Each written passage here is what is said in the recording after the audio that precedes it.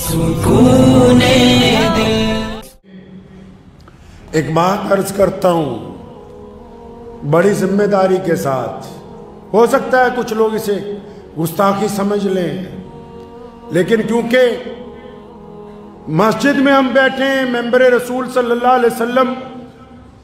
کی جو ذمہ داری ہے، تو مجھے ان رگوں میں چلتا ہوا خون مجبور کرتا ہے، کیونکہ خواہ ہماری زندگی جیسی مرضی ہو، لیکن ان رگوں میں جو خون چل رہا ہے نا،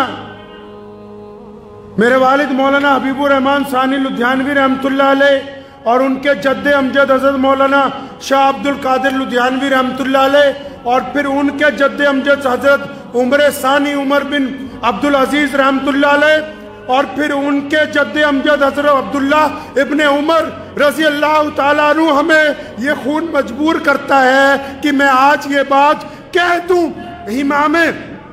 حرم جناب امام عبد الرحمن بن سدیس سے کہ حرم کی مجاوری سے بہتر ہے حرم کی امامت اور خطابت۔ اگر یہ خطابت بادشاہ وقت کو فلسطین کے مسلمانوں کے بہتے ہوئے خون کا احساس نہیں دلا سکتی، تو پھر اس امامت کا کوئی فائدہ نہیں۔ نعرہ تکبیر، نعرہ تکبیر، ختم نبوت، ختم نبوت، نعرہ تکبیر۔ عمر رضی اللہ تعالیٰ عنہ ہمارے جد امجد ہیں، جب خلیفہ بنے ممبر پر کھڑے ہوئے، فرمایا اگر مجھ سے کوئی غلط بات ہو جائے تو کیا کرو گے؟ تو سامنے سے ایک بدو مسلمان کھڑا ہوا، فرمایا عمر اگر اللہ اور اس کے رسول کے راستے کو چھوڑو گے تو ہمارے اور تمہارے درمیان یہ شمشیر فیصلہ کرے گی۔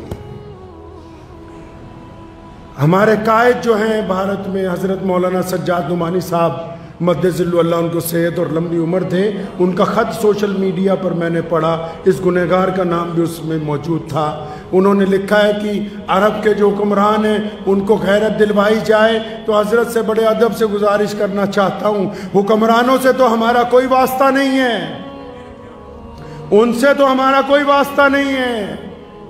لیکن امام حرمین شریفین کو بڑے ادب کے ساتھ یہ کہنا چاہتا ہوں کہ حضرت یہ وقت کے حکمرانوں کو اگر مسجد نبوی کے ممبر سے اور اگر خانہ کعبہ کے ممبر سے یہ اعلان نہ ہوا کہ آؤ ان فلسطین کے مسلمانوں کی مدد کرو، تو پھر اسی امامت کا اللہ اور اس کے رسول کے نزدیک کوئی فائدہ ہونے والا نہیں ہے۔ ہماری پہنچ آپ تک ہے، آپ پوری دنیا کے مسلمانوں کے اس مسلح پر کھڑے ہیں،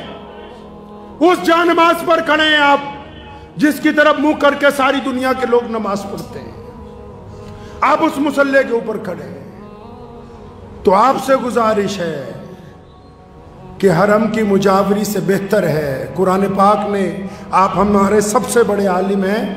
میں آپ کو کیا قرآن پاک کی تفسیر سمجھا سکتا ہوں، لیکن اللہ نے قرآن پاک میں دو ٹوک فرمایا کہ فرمایا ان لوگوں کو ان کے برابر سمجھتے ہو جو حرم کی مجاوری کرتے ہیں اور وہ جو دوسرے اللہ تبارک و تعالیٰ کے راستے کے اندر کھڑے ہیں، یہ برابر نہیں ہو سکتے،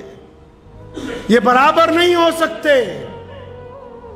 جو مقام اللہ کے راستے میں جن لوگوں کا ہے وہ حرم کے مجاوروں کا نہیں ہو سکتا ہے۔ تو آپ سے درخواست ہے، پتہ نہیں یہ میری گفتگو حضرت امام حرمین شریفین تک پہنچے گی یا نہیں پہنچے گی، لیکن اگر پہنچے گی تو میں ان سے گزارش کروں گا کہ وقت کے حکمرانوں کو للہ آپ اپنی منصب امامت کے ذریعے یہ احساس دلوائیے کہ فلسطین کے مسلمان اہل عرب کی سب سے زیادہ دعاؤں کے ساتھ کے ان کی ہمدردی کے اور ان کی موجودگی کے مستحق ہیں۔ وآخر دعوانا ان الحمدللہ رب العالمین۔